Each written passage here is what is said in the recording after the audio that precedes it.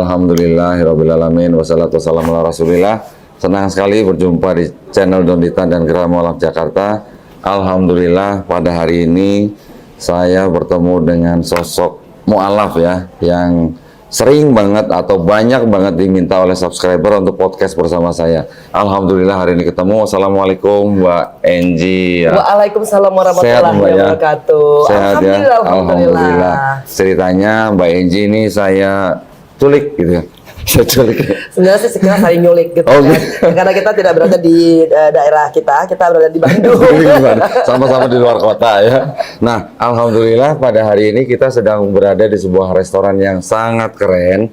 Ini adalah restoran Kaluna Aude di Jalan Dr. Cipto nomor 24 daerah Pasir Kaliki Bandung ya. Terima kasih banyak buat Teh Ranti ya atas cemilan cepuluhnya yang ada di sini. Alhamdulillah ini jadi bikin nggak konsen ini ya. Gimana dong? Jadi kita nyemil dulu atau ngobrol dulu? Boleh sih sambil-sambil gitu kan. Alhamdulillah. Mbak Enji, saya nih banyak pertanyaan buat Mbak Enji. Ya. Mbak Enji ini kan ya mungkin sebuah sosok yang banyak memang disorot orang karena juga alasan mu'alaf. Ya. Sudah berapa tahun Mbak Enji mu'alaf? Saya mualaf sebelum menikah dengan almarhum Mas Aji. Jadi maksudnya di pas harinya itu ya dimualafin gitu. Dan terus terang kalau boleh tanya kenapa mualaf, ya ikut Mas Aji. Tahun berapa tuh Mbak? Itu 2008. Oh, udah jauh lebih lama. Duluan aku ya. 7 tahun, 6 tahun sebelum saya berarti. Iya. Saya 2014. Saya masih ingat dulu saya pernah riding bareng sama almarhum Mbak. Ya Allah, iya tadi, aduh ya Allah. Tapi nggak pernah kenal Mbak Enjinya. Iya. Baru sekarang ya, alhamdulillah. Qadarullah kita sekarang ketemu sudah muslim dua-duanya. Iya. Alhamdulillah ya. Alhamdulillahirabbil Tapi alamin. ini sebuah anugerah berarti Mbak dari Allah Subhanahu wa taala. Nah, Mbak Enji kan ya memang sudah banyak yang tahu ceritanya. Tapi boleh dong Mbak ceritain sekali lagi di channel Geraha Mu'alaf Jakarta dan Dondita nih, supaya pemirsa juga lebih tahu, mungkin ada yang belum diceritain di sono atau mungkin ada yang lupa gitu. Kapan mualafnya? Iya, kemualafan Mbak Enji. Yang pasti mualaf itu karena menikah dengan Mas Aji. Jadi memang tuh Mas Aji kan datang ngelamar aku 3 kali. Nah, pertamanya ditolak, keduanya ditolak, ketiganya ada kompensasi. Ya sudah kalau gitu masing-masing aja agamanya. Oh gitu. Waktu itu begitu. Ya, jadi pertamanya ayah saya bilang kalau kamu sayang anak-anak, kamu kembali ke Reza. Terus kedua Mas Aji bilang udah sih aku coba lagi gitu. Kedua dicoba lagi gitu kan, kata ayah saya ya nggak mungkin karena kalau misalkan Enji nggak akan bisa kawin dengan Aji karena beda agama. Nah ketiga masih coba lagi gitu. Nekat juga ya. Alhamdulillah ya jadi kianum duha mejabat Said hari ini ya kan. Nah ketiga akhirnya karena saja bilang ya udahlah kayaknya emang harus kawin lari Enji gitu. Kawin lari capek dong kawin lari. Lari melulu gitu ya. Dan ya sudah pas menikah, di hari yang sama juga dapat surat mualafnya. Mbak Enji berarti pada hari itu langsung pindah agama? Iya. Dan bagi saya belum ada keimanan sama sekali, belum ada keyakinan sama sekali. Yang penting ikut Mas Aji, begitu, nikah, dan ya perjalanan membuat saya seperti sekarang ini ya. Kalau awalnya, orang tua pasti nggak suka, nggak setuju. Terus diusir? Enggak, jadi kan mama papaku di Manado, aku udah di Jakarta. Jadi kita merahasiakan ini dan tidak memberitahukan kepada mama papaku sampai akhirnya ya udah kayaknya harus kita kasih tahu karena kan kita juga berencana untuk resepsi. Nah, begitu tahu? Geger lah ya. Allahu Akbar kabiro. Itu saya sebenarnya kalau cerita itu nangis lagi, tapi hari ini udah nangisnya sudah cukup gitu ya. Karena ayahku udah habis air mata. Udah habis gitu karena ayahku kan sangat menyayangi aku ya. Ayahku tuh bukan tipe ayah yang mukul, bukan tipe ayah yang keras, ngebentak, enggak. My dad itu adalah orang yang sangat is a loving person gitu loh, care. Nah, jadi kan ketika aku menyakiti hatinya karena aku tahu bahwa ayahku itu anak pendeta, ayahku itu penatua, dan penatua lagi. Penatua, jadi itu pasti akan melukai, menyakiti lah, karena status beliau ya di gereja ya. Ya pertama keyakinan juga, keyakinan ayahku bahwa harus Nasrani dan juga mungkin pressure dari lingkungannya. Mama? Apalagi? Sampai guling-guling. Guling-guling sih enggak, cuman menyayangkan aja. Nah, teman kan gini, Mbak Enji ya, Saya juga sering kan membantu orang masuk Islam, Iya. bersyahadat, sering. Mereka punya permasalahan yang nggak jauh-jauh beda lah, ya, Iya, sama pasti, mualaf-mualaf yang pasti, lainnya. Ada yang bahkan sampai diusir, bahkan sampai ada yang dipasung. Allah Akbar. Dipasung, Mbak, ada yang begitu ada. Kebanyakan yang diusir ya kita bisa tampung. Tapi kalau mau dipasung bagaimana? Kan susah kan? Kita harus mediasi segala macam. Jauh-jauh ya, tapi emang ada yang begitu. Ada yang begitu. Ada yang begitu. Ya, sampai hari kita minta tolong ketua lingkungan dan dibantu dengan ormas, mediasi dengan pihak keluarga, ada yang sampai begitu. Ada juga yang dikurung, nggak boleh keluar. Terus prihatin, benar. Kami sering menampung mualaf-mualaf yang terbuang dari keluarga, ya. Ada yang ikut kami berapa bulan, terus kemudian baikan dengan keluarga. Ada juga yang seperti Nono yang Melisa, no. Kenapa Melisa? Ini contoh yang sangat nyata nih, karena kan hampir sering ikut saya nih. Sampai sekarang nggak boleh balik ke rumahnya. Mamanya nggak mau nemuin. Bismillah ya, tetap yakin, kuat ya. Jadi contoh banyak. Iya. Kami yang sering memediasi dengan pihak keluarga. Kami juga sering memberi edukasi baik kepada keluarga Kristen yang anaknya masuk Islam ataupun keluarga Islam yang anaknya masuk Kristen. Sering, Mbak.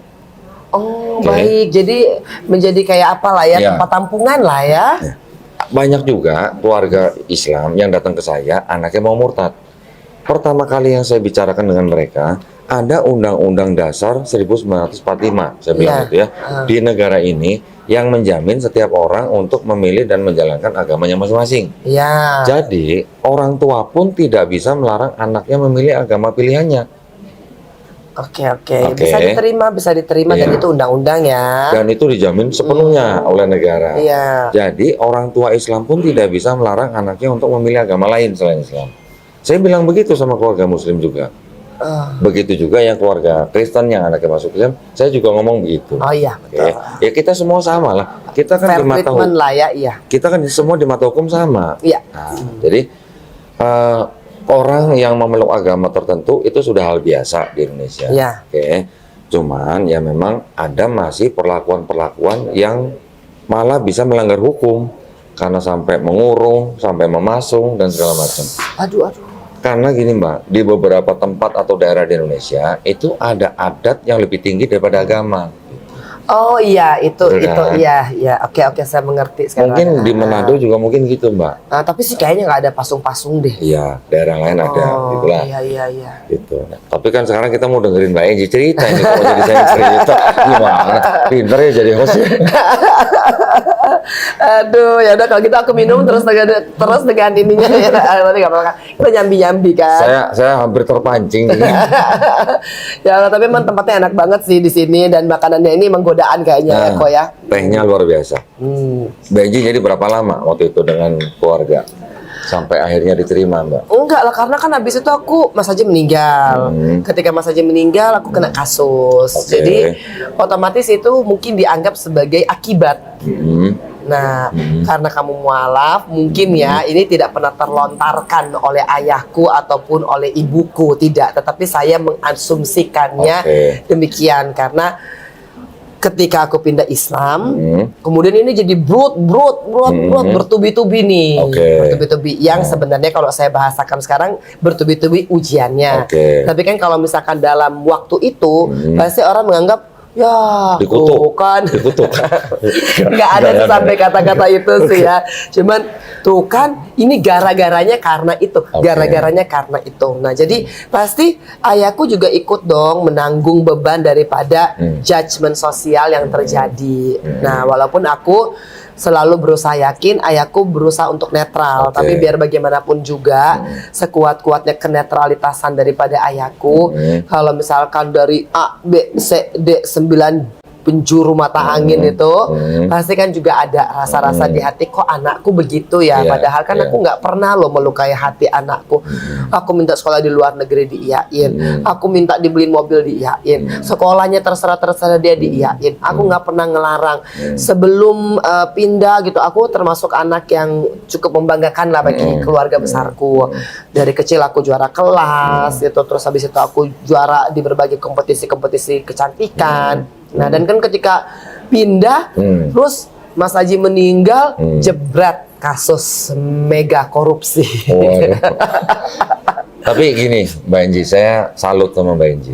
Ketika Mbak Enji mengaku masuk Islam karena menikah, ya, terus kemudian ketika suami Mbak Enji meninggal, Mbak Enji ada kepikiran untuk balik ke Kristen waktu itu? Kalau kepikiran sih sebenarnya enggak ya, karena begini, saya mengingat pesannya almarhum untuk menjaga anak-anak. Oke. Nah, sehingga kan termasuk menjaga agamanya. Iya. Iya, iya. Jadi cinta saya ke Mas Aji gitu kan, saya pegang teguh kata-kata terakhirnya. Nah, kalaupun akhirnya saya masuk penjara saya nggak bisa menjaga secara fisik, paling nggak saya jaga agamanya. Masya Allah. Nah, dan ketika saya memutuskan untuk menjaga agamanya kan otomatis sayanya juga harus menjaga agama saya sendiri. Nah itu maksud Jadi, saya yang saya salut. Iya. Jadi memang alhamdulillah. masih banyak orang menikah karena agama. Sebenarnya menikah karena agama tidak ada salahnya. Ya, Masuk Islam melalui pernikahan itu hanyalah salah satu jalan untuk masuk Islam. betul. Itu kan wasilahnya Betul, aja. betul. Tapi Mbak Enji keren loh. Kalau masuk Islam karena menikah, tapi ketika suami tidak ada, Mbak Enji tetap di Islam. Itu yang keren maksud saya. Alhamdulillah, Alhamdulillah. ya. Sebenarnya enggak lebih kepada begini. Ketika Mas Aji meninggal, aku masih tetap Islam. Itu mungkin kadarnya 50% masih bisa diterima ya. Oke. Tapi ketika kena kasus, Oke. terus masih tetap Islam. Hmm. Wah, itu kan sebenarnya hinaan terhadap aku tuh lagi gencar-gencarnya. Iya, iya, iya. Dan kayaknya 90% masyarakat Indonesia gitu kan sangat membenci aku gitu, dan semua yang masuk itu mengkait-kaitkan dengan pindah agamanya. Agamanya. Tetapi ketika Mbak Enji, ketika Mas Aji meninggal, orang tua sempat ngajak Mbak Enji kembali. Ayah ibuku nggak pernah masuk ke dalam pembahasan yang sensitif Oh, ya. oke. Maksudnya harus begini. Cuman biasanya kata-katanya, ya kan pilihan kamu. Oke. Nah itu kan sebenarnya ayahku seorang profesor, jadi dia tuh kata-katanya tuh sangat tertata, terstruktur gitu ya, dan sangat hati-hati karena pasti kalau misalkan ayahku tahu ketika aku akan didebat, aku pun akan mendebat. Oke. Karena emang itu tradisi di dalam lingkungan yang dibangun ayahku sendiri. Oke. Karena ayahku sendiri dari aku masih SMP, itu ketika kita ada open discussion di meja makan, itu ayahku ya udah kamu mau mendebat saya silakan, tapi ada nggak reasoningnya. Oke. Tapi kan kalau bicara soal agama ini kan reasoningnya hati waktu itu. Iya. Reasoningnya cinta, Oke. rasa gitu. Kalau ketika aku bilang, ya aku cinta gitu kan. Nah bagi ayahku itu nggak logis karena nggak bisa diperdebatkan dan tidak bisa sahih. Nggak ada satu teori yang mengatakan cinta itu akan stabil atau cinta itu akan tetap permanen, cinta itu akan berubah. Sangat-sangat subjektif ya. Iya, apalagi Mas Aji itu kan bukan single. Oke. Jadi udah bawa rantang mungkin ya, kata ayah. Catering kali ya.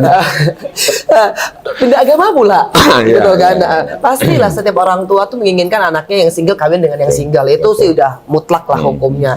Dan kalau bisa kawinnya sama, bukan kalau bisa, dan mesti sebenarnya Harus. kawin satu Iya, agama. iya. Nah aku udah memilih yang ibarat katanya itu bahasa prokem ya gitu loh. Orang kan bilangnya gitu ya kalau misalkan kita nikah sama duda. Nah udah nikahnya sama duda, pindah agama pula. Nah dan setelah itu kejadian demi kejadian demi kejadian. Jadi paslah sudah penderitaannya waktu-waktu itu ya. Nah, yang sekarang kita pengen denger nih dari Mbak Enji nih, pengalaman Mbak Enji di penjara Ya. sehingga akrab dengan Quran itu gimana? Waduh, Nah itu itu miskin dulu. miskin. Jadi bener-bener ternyata kalau Allah ingin masuk ke dalam hati kita, kitanya kudu kosong dulu. Oke.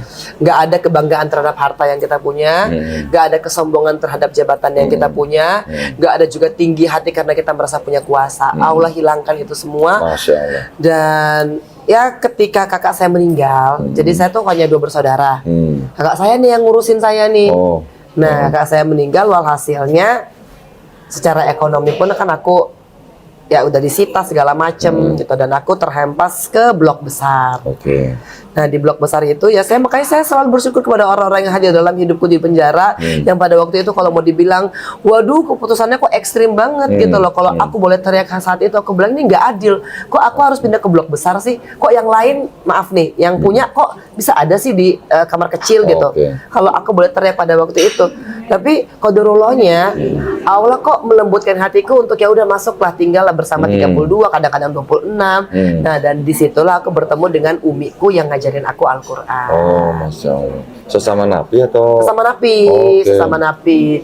Jadi aku tuh dulu emang niatnya salah ya. Dulu tuh niatnya tuh sholat biar hukuman diperingan. Oh, Nah, jadi tuh ngejar tuh dari duha, tahajud gitu lah. Itu yang salah gitu loh dalam konsep keimanan saya nih.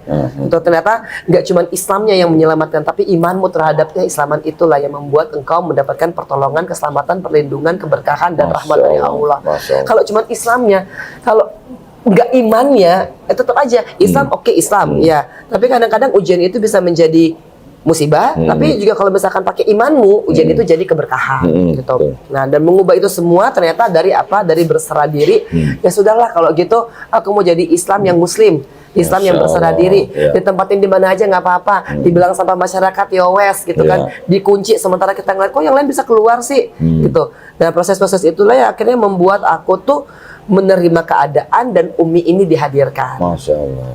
Lulusnya Al-Fatihah tuh 13 kali kok. Hah? Waduh, susah banget tuh Al-Fatihah awal-awalnya. Kan namanya baru pegang Al-Quran ya. Dan karena aku tuh Mas Aji meninggal, aku tuh masih yang sholat pakai contekan. Oh, oke. Jadi tuh ngelihat gitu kan, Allahu Akbar gitu kan, ngeliat lagi gitu kan. Nah, masuk penjara tuh bener-bener kan akhirnya tuh. Tapi imannya tuh belum berkeyakinan pada hari akhir, pada Nabi Muhammad, kepada Allah, belum. Masih Islam secara KTP. Oke. Yang penting nikah udah Islam gitu kan. Tapi praktek dan spiritualismenya jauh dari itu. Nah, tapi si Uminya datang, Umi hanya ngajarin. Nah, itu belum itu panjang kok Masih perjalanannya, jauh, masih jauh kok sampai oke. akhirnya menemukan titik di mana saya akhirnya bisa menikmati Al-Quran dan bisa merasakan bahwa Allah tuh ada di hatiku ketika aku nggak ngisinya dengan kegilaan atas dunia. Masya Allah. Itu tuh yang paling penting ya. Itu enak banget paling kok. penting ya. Jadi seperti gelas kosong gitu ya. Iya betul. Makanya kalau lagi dikosongin sama Allah, terima-terima aja gitu ya. Lagi dikosongin, berarti itu lagi disiapin yang baru gitu Masya ya. Allah loh itu. kan. Masya Allah. Karena kan kalau mau dikuras ini harus dikuras benar-benar. Iya, betul. Kalau masih nyisa, dia bisa mengotori akan masuk yang bersih. Betul. Harus dibuang dulu yang kotor. Betul. Nah, Baru buangnya bisa itu tuh, yang sakit. tersiksa kok. Tersiksa. Aduh ya Allah, ya Rahman ya Rahim. Sementara aku itu kan terlahir dari keluarga yang alhamdulillah lumayan cukup ya. Artinya nggak kaya, nggak miskin, tapi aku masih bisa sekolah ke luar negeri. Cukup lah ya, cukup lah. Mau sekolah ke luar negeri cukup. Iya. Mau beli gunung cukup. Alhamdulillah. Alhamdulillah. Alhamdulillah, maksudnya nggak pernah ngerasain susah lah. Iya. Itu dari kecil. Nah, tiba-tiba kan masuk pindah Islam, udah kena kasus, dihina orang, masuk penjara, tidurnya gabung sama orang lain, udah gitu ngalamin pas abis udah nggak ada begininya, aku harus rela jadi ya kepala geng lah jadinya ya. Kepala geng. Ya kan buat hidup, maaf ya kalau aku agak preman di sana. Ada geng-gengan. Aku mohon maaf karena memang aku harus melakukan itu demi ketemu sama anakku. Oke. Kita mungkin terlihatnya, ya Allah itu Bu Eji tuh sadis banget loh. Misalkan kalau ya, namanya kalau lagi berantem sesama napi ya kebayang lah begitu ya. Berantem juga. Demi mempertahankan hidup saya di dalam dan demi bertemu dengan Keanu, aku harus melakukan itu. Insya Allah. Karena kan udah nggak punya ini kan, jadi ini yang dipakai.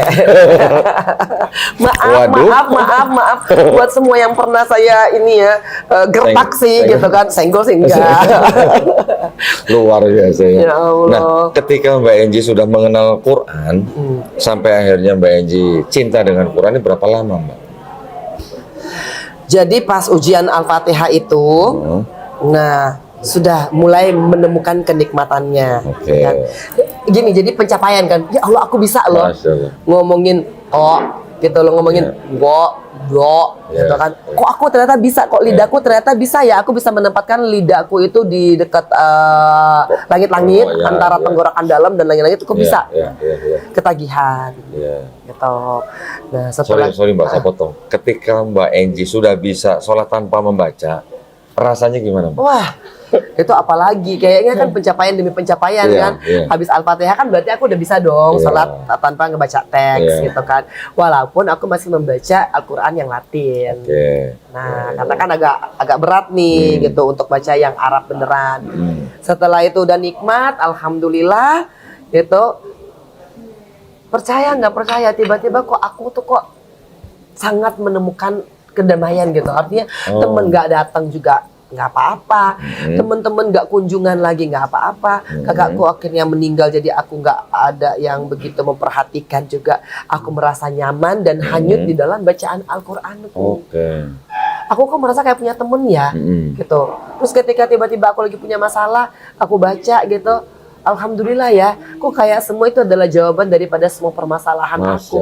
Nah, tapi sebenarnya bukan itu, kayak karena aku lagi banyak masalahnya gitu kan. Jadi pas baca Al-Quran ya ketemu lah jawaban atas permasalahan. Karena semua permasalahan yang aku alami itu rata-rata ada di dalam Al-Quran. Karena memang banyak orang, ini yang saya baca ya, banyak orang mengaku yang awalnya tidak kenal Quran, ketika mereka membaca Quran, Quran itu seolah-olah berbicara kepada dirinya. Ya, iya, ada Begitu, juga seperti itu, tapi lebih dalam dari itu. Kayak kita punya temen loh. Kalau dia kayak bicara kan kayaknya wah hantu banget gitu ya. Tapi ini lebih kepada tenang. Nah, dan ini yang I miss this gitu loh untuk bertahun-tahun. Dan ini sebenarnya aku cari gitu. Ternyata bukan di barang mewah, bukan di mobil, bukan di tas-tas branded. Kok tenang banget ya, kok baca Al-Quran kok bisa tenang banget ya. Tapi itu kan melalui proses demi proses. Walaupun aku tahu suaraku nggak bagus, aku coba ngaji. Ternyata kok itu feeding my soul ya. Masya Allah. Dan kayaknya sih itu anugerahnya Allah. Masya Allah. Jadi akhirnya hafal berapa juz? Tiba-tiba, nah jadi tiba-tiba, karena mungkin kita sering juga gitu ya, tiba-tiba pokoknya aku lagi hataman, dan kok aku bisa nih 1-2 juz tuh kalau tanpa ngelihat Al-Quran. Masya Allah. Nah, salah satu ustadz yang melihatku, loh Mbak Enci kan hafal Al-Quran ya? Aku bilang, aku nggak intendi untuk menghafal. Maksudnya nggak yang aku baca, hafal, enggak. Gimana? Ini mengalir aja. Tiba-tiba mungkin karena kita juga emang ada program hataman di dalam ya. Jadi kan pasti nggak kita hataman terus dong ya. Nah, tapi kok tiba-tiba itu bisa melekat di dalam otakku. Sama ketika Keren ya? Allah mah keren banget ya Allah. Bisa gitu ya? Ya Allah, nggak usah gitu. Tiba-tiba tuh Al-Waqi'ah, Ar-Rahman, Al-Fat, Al-Mulk gitu loh. Itu nggak yang diniatkan untuk dihafal ya, bukan yang baca Al-Qur'annya terus hafal, terus baca lagi, enggak. Jadi 1-2 juz pertamaku itu tuh mengalir begitu aja. Keren banget ya? Ya Allah. Masya Allah. Ya ustadznya yang ngeliat aku juga agak kaget gitu loh. Mbak Enci ini gitu. Karena aku bilang enggak sih, cuman maksudnya ini kayaknya datang daripada ketika aku menikmati Al-Quran itu nyangkut. Nah, makanya aku kalau bilang nggak ada emang dalam Al-Quran yang bilang hafalah Al-Quran, betul. Tapi ketika engkau menikmati, engkau pasti akan hafal. Masya Allah. Dan itu mengalir aja. Kayak kita ngebaca buku-buku populer aja. Kok tiba-tiba kita bisa tahu ya, kayak dulu aku mungkin baca undang-undang gitu kan. Akhirnya kita jadi tahu undang-undangnya gitu di luar kepala kita lah, pasal 1, pasal 2, pasal 3 gitu lah, ayat 1, 2, 3 kita hafal lah. Nah, begitupun Al-Quran. Dan ternyata kan pengulangannya juga banyak. Artinya kata-kata yang ditemukan begitu. Tinggal kurang lebih kalau nggak salah ada 75.000 kata. Yang persis lah artinya, dan melakukan repetisi berkali-kali gitu. Dan akhirnya itu yang membuat aku tuh, oh ya udah kata Pak Ustadznya ikut aja. Masya Allah. Ikut aja dengan metode kauni. Masya Allah. Jadi akhirnya aku mencoba metode kauni ini yang maksudnya ada ujiannya gitu kan. Dan itu berkembang lah gitu dengan Ustadz Bobby. Kalau tahu. Nah, Ustadz Bobby itu yang datang bukan ustadznya tapi istrinya. Karena kan kita di lapas nggak boleh masuk terlalu sering lah ustadz gitu. Jadi Bunda Maya datang mendampingi dan aku rasa itu semua udah qadarullah. Allah mengaturnya sedemikian rupa sehingga Bunda Maya bisa datang ngajar. Berapa lama Mbak Enci itu prosesnya? 6 tahun lah ya. Alhamdulillah. 6 tahun bos. Alhamdulillah. Ya karena kan 10 tahun bos di dalamnya ya bos ya, mohon maaf lahir batin ya Allah. Dan nggak mungkin juga instan gitu kan. Apalagi kesininya itu udah makin antar tiba-tiba dari Anissa bisa tembusnya ke Al-Maidah gitu maksudnya karena kan udah makin banyak kan otomatis kan kita harus makin fokus gitu. Kalau di dalam kan aku punya banyak waktu untuk bisa meluangkan menikmati itu. Jadi total berapa juz Mbak? Ini belum lulus lah yang 15, belum lulus dan udah 3 kali ujian belum lulus lah. Alhamdulillah, tapi kata ustadku nggak usah khawatir karena ibadah itu nggak cuma mesti hafalan, tapi ibadah itu adalah ngurusin anak, jadi anak yang soleha buat ibumu, itu menyiarkan agama Islam, dan mudah-mudahan sih aku tetap ingin mempertahankan karena aku merasa itu apa ya, jadi kebutuhan gitu. Karena kan sesungguhnya ayat-ayat favorit aku itu ada di antara juz 18, 19, 20 itu tuh aku seneng, dan itu aku kan belum Sangat menikmati di situ. Iya, kalau aku udah apa kan kayaknya enak tuh. Mbak Enji mau nanya nih, selama Mbak Enji masuk Islam, mengalami segala macam yang disebut dengan ujian, gimana Mbak Enji sekarang, apakah merasa bahwa Allah Subhanahu Wa Taala mengasihi Mbak Enji?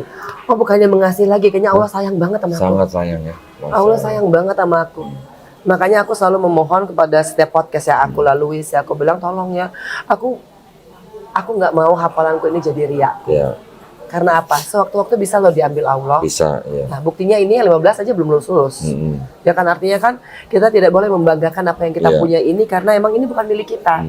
Tetapi mudah-mudahan di setiap titik yang aku sharingkan, aku ingat ada 1-2 ayat yang aku bagikan yang mudah-mudahan bisa jadi kekuatan buat mereka dan jadi apa, pengingat buat diri aku sendiri. Mbak Enji bisa sampai hafal 15 juz juga kan diizinin Allah. Alhamdulillah. Kalau udah diizinin sampai ya, wah itu mah keterlaluan ya Mbak ya, jangan sampai ya. Kalau dibilang jalik Makanya lah, kita nggak boleh, ibarat katanya, oh ini aku loh, enggak, karena ini nggak ada apa-apanya kalau bukan karena Allah. Qulillahumma malikal mulki tu'til mulka man tasya wa tanzi'ul mulka mimman tasya wa tu'izzu man tasya wa tudzillu man tasya bi'adikal khairu innaka ala kulli syai'in qadir.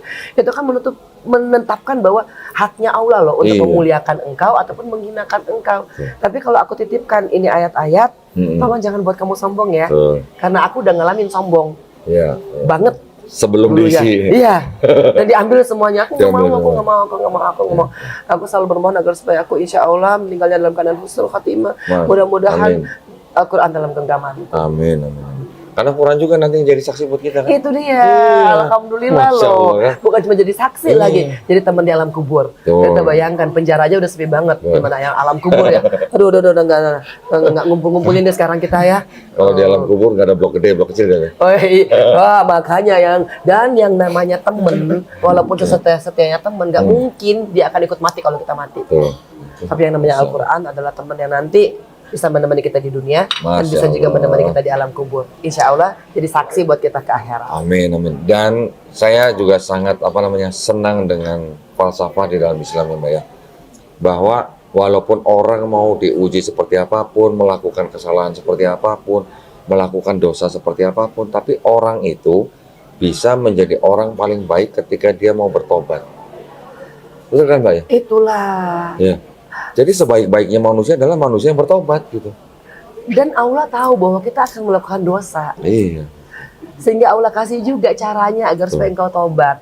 Dan di Islam tuh luar biasa loh caranya loh.